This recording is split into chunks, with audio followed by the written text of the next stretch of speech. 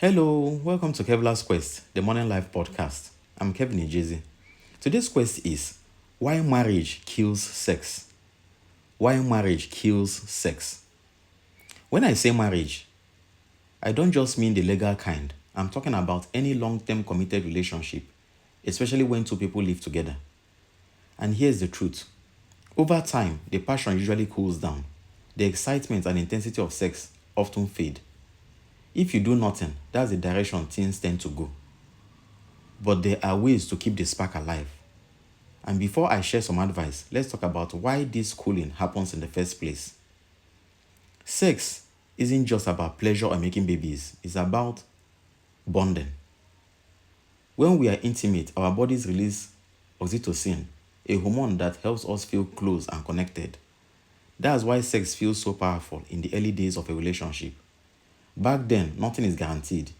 You don't know if the person will call you again or if you even see tomorrow. That uncertainty makes the bond feel urgent, and sex becomes a way of saying, I want you to come back. But once the relationship is secure, once you've built a life together, that uncertainty disappears. You don't have to wonder if your partner will return because they are already there. And when security is guaranteed, sex loses one of its main purposes, and that is desire. Desire doesn't thrive on certainty. Nobody craves food when they are already full. In the same way, it's hard to feel desire when everything feels predictable and safe. Here's the paradox. We crave stability, but stability doesn't excite us. Desire lives in the space of mystery, risks, and not knowing. So if we want passion to last, we need to bring back a little bit of that uncertainty. Now, here's the counterintuitive advice. Act as if you are having an affair. I'm not saying you should cheat. What I mean is borrow the behaviors that make affairs feel exciting without the betrayal. Think about it. If someone were having an affair, they will be more mysterious. They will break routines. They will be harder to reach sometimes. They will create space, and that space would make their partner wonder, notice, and feel curiosity again. Curiosity is the fuel of desire.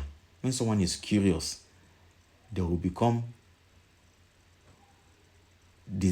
have this strong desire. And guess what? If you are curious, you elicit desire. And if you elicit desire, you elicit what? You elicit passion for that relationship again. So instead of being constantly available, carve out time for yourself. Do something unexpected. Resist the urge to text or call all day. Shake up your routines. Give your partner the gift of missing you, because connection only feels meaningful when there's a little distance to cross. We often fall into the trap of thinking we know everything about our partner. We have heard all their stories, sometimes more than once. We talk all day, so by the time we are together at night, there is no mystery left. But when someone surprises us, we pay attention. When we notice change, we get curious. And when curiosity is frustrated, it turns into desire. This isn't about playing cruel games. It's about playfulness. Humans love games. We love novelty. So if your relationship feels stuck in routine, inject some play. Be unpredictable. Be a little selfish. Create moments of mystery. In doing so, you remind your partner that there is more to discover even after years of being together. Keeping passion alive isn't about clinging tighter. It's about letting go, just enough to make room for curiosity, desire, and play.